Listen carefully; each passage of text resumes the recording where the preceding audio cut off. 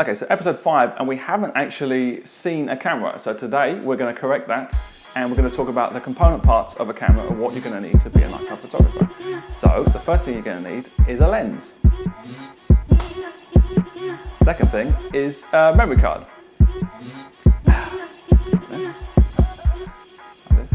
And you're also going to need a battery, not forgetting the camera, of course, and a flag. Wait, no!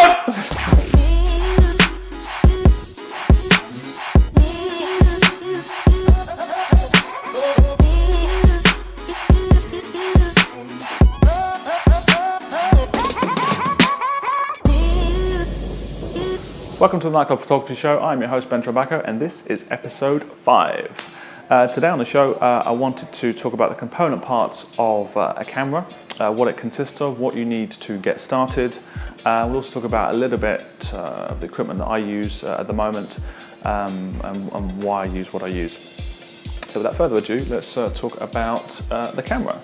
So this is a camera. As you can see, mine's already pretty pimped out already, so it's a little bit different from what you get in the box. I personally like shooting with a battery grip. The battery grip allows you to shoot portraits much easier because you have a shutter on here, which means that you're holding a more substantial item, and to get framing it's a bit nicer. The other advantage of a battery grip, of course, is it has 2 battery slots, as you can see there. A little trick I do with my battery grip is, because I have a Canon battery grip as opposed to a third-party one, which doesn't always work, but I tend to use my battery grip with just 1 battery in it. What that does is it saves me weight, and I've always got spare batteries close to me when I go out, but having 1 battery in here means it works perfectly well, but I haven't got such a heavy item. It does make a difference if you're shooting for a long time. So that's a little tip I picked up. I also use this wrist strap. We'll talk about straps and different ones that are available. I've always preferred that because it allows me to have my finger on the shutter for as long as I'm shooting. But not a lot of photographers like this, so we'll talk about other straps in a later episode, but I just wanted to give an example of what I use. The camera itself is, at the moment, is a Canon 7D. Again, we'll talk about that in more detail as to why I choose that camera. It is a workhorse, it is very solid. But yeah, we'll talk about the specifics of why this camera is great at the kind of photography I do. Okay, I'm going to stop this video right here because that was filmed way back in 2014. Sorry it's taken so long to get this out to you. But for 2015, we've switched things up again, and I've got the replacement to the 7D, which is the 7D Mark II. Never really got the point of unboxing videos, so here is a quick TNPS version.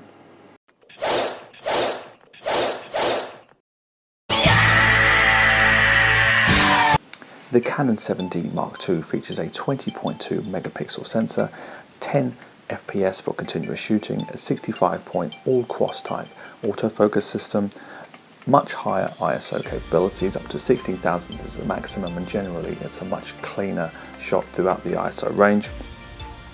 The camera also features a dual card slot for greater flexibility when shooting, and also the weather-sealed casing has also been greatly improved.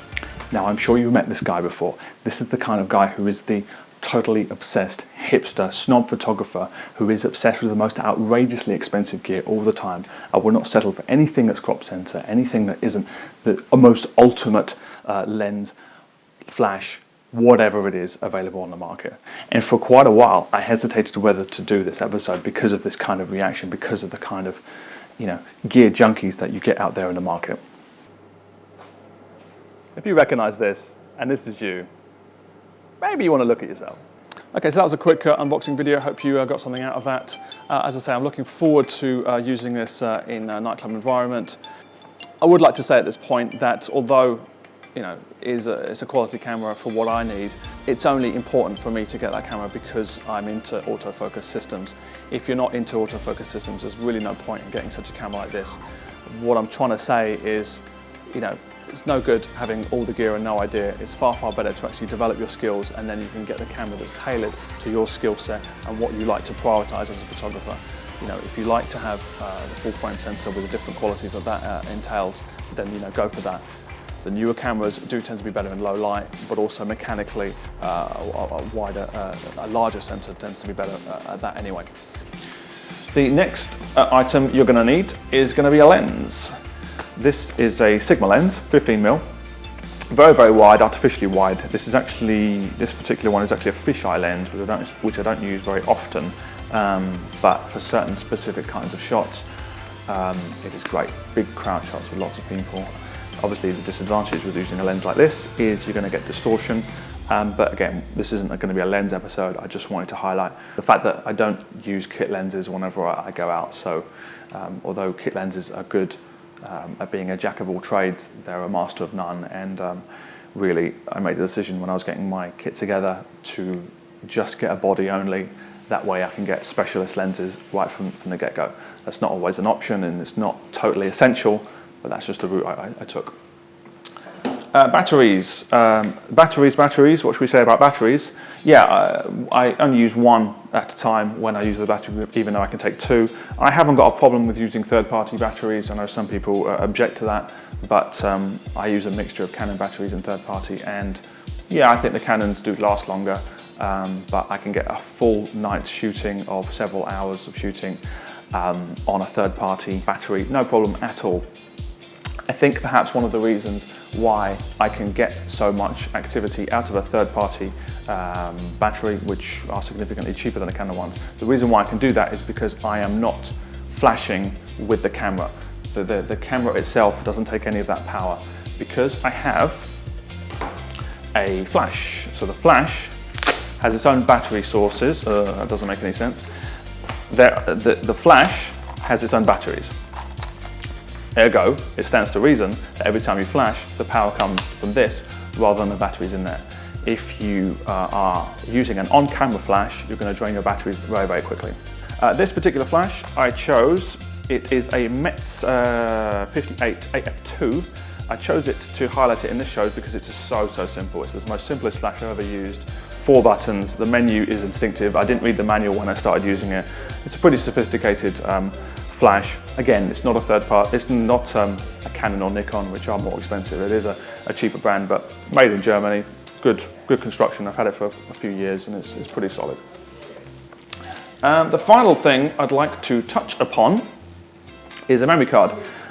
Memory cards are important. Why are they important? Because if you have a cheap nav card, the chances are you might struggle with some frames. If you are shooting quickly, you need a card that performs well.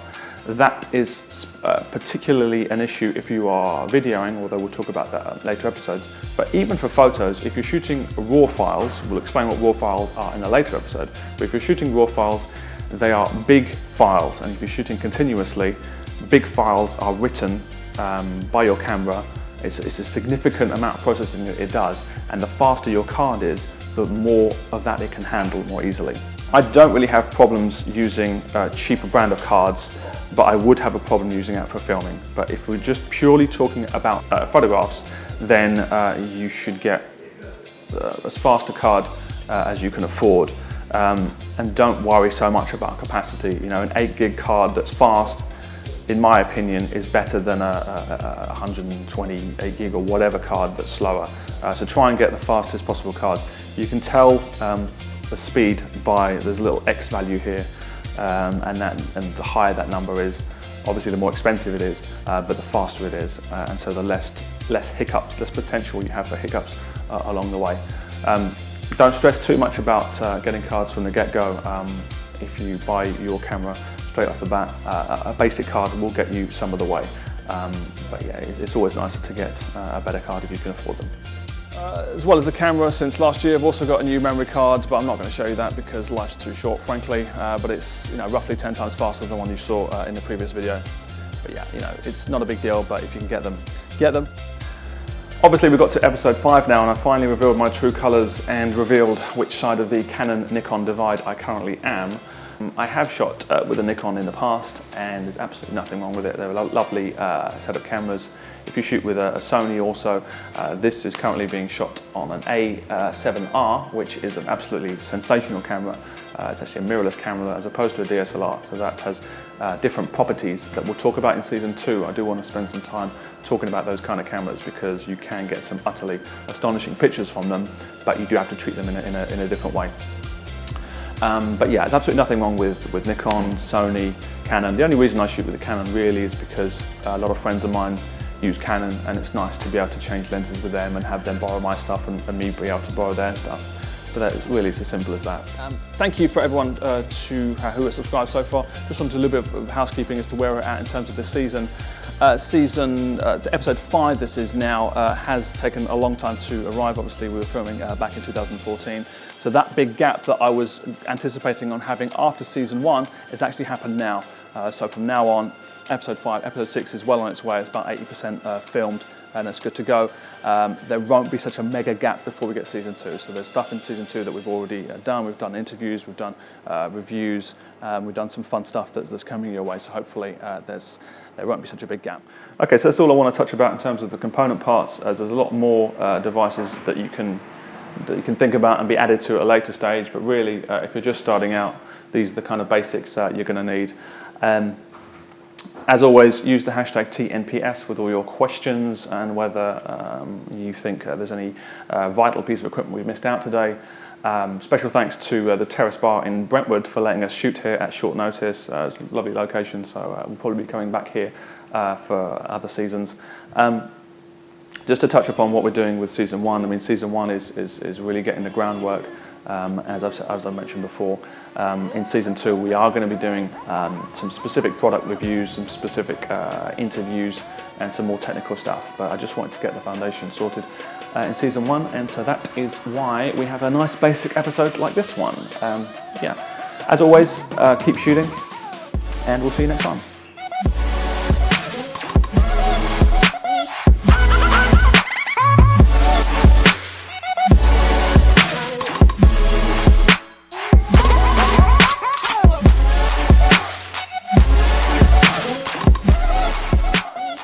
But yeah, thanks for bearing with me, and yes, until the next time, don't forget to use the hashtag TNPS, and yeah, please subscribe. Oh God! You didn't hit my head. Oh God! What does that mean? I have to do the whole thing again.